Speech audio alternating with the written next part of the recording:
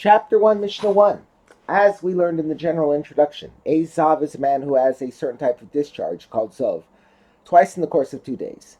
These 2 discharges make him a Zav, who must count 7 free days of Zov before he can become Tahor by immersing himself in a spring of water. If he has 3 such discharges in the course of 3 days, he is a full Zav, who must also bring an offering upon purifying himself.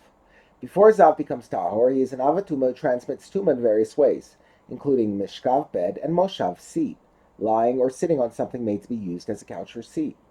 His bodily secretions, see in general introduction, as well as the Zov discharge itself, are also an Avatuma. A single Zov discharge by itself does not make a person a Zav.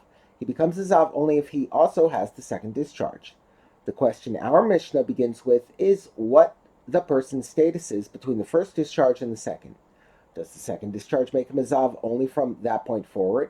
Or does the second discharge make him a Zav retroactively from the time he had the first one? We now turn to the words of the Mishnah. If someone has a single discharge of Zav, what is his law during the time before he has the second discharge? Beis Shammai say he is the same as a woman who waits 1 clean day corresponding to the day she had a discharge of blood during her Ziva days. Just as a Zava's second discharge makes her a Zava retroactively to the time of her first discharge, so too does the Zav's second discharge make him a Zav retroactively to the time of his first discharge.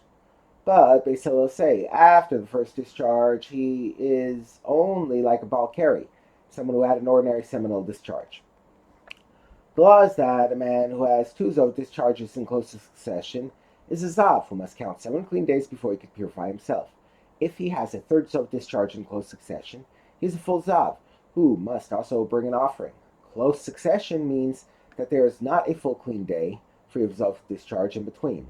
Thus, for example, if a man has a Zov discharge on Sunday, another on Monday, and a third on Tuesday, he's a full Zav.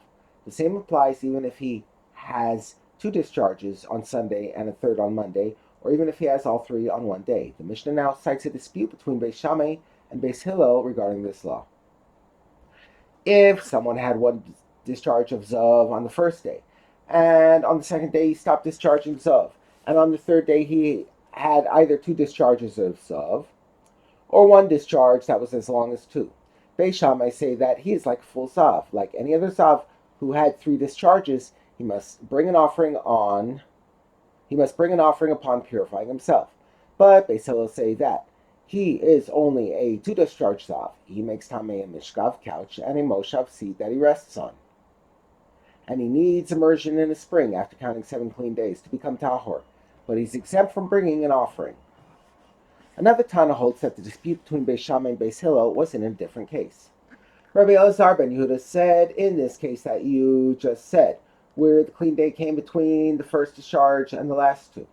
Beis Shammai agree that he is not a full Zav, since the clean day came before he was a Zav altogether. About what case did they argue? They argued about a case of someone who had 2 discharges of Zav on one day, or 1 discharge that was as long as 2. And on the second day he stopped discharging Zav. And on the third day he had 1 discharge of Zav. In this case, where the clean day comes after he is already a 2 discharge Zav. Beis Shammai say that he is a full Zav. Like any other Zav who had 3 discharges, he must bring an offering upon purifying himself. But Beis Hillel say he is only a 2 discharge Zav. He makes a Mishkav, couch, and a Moshav, seat that he rests on Tamei. And he needs immersion in the spring after counting 7 clean days to become Tahor. But he is exempt from bringing an offering.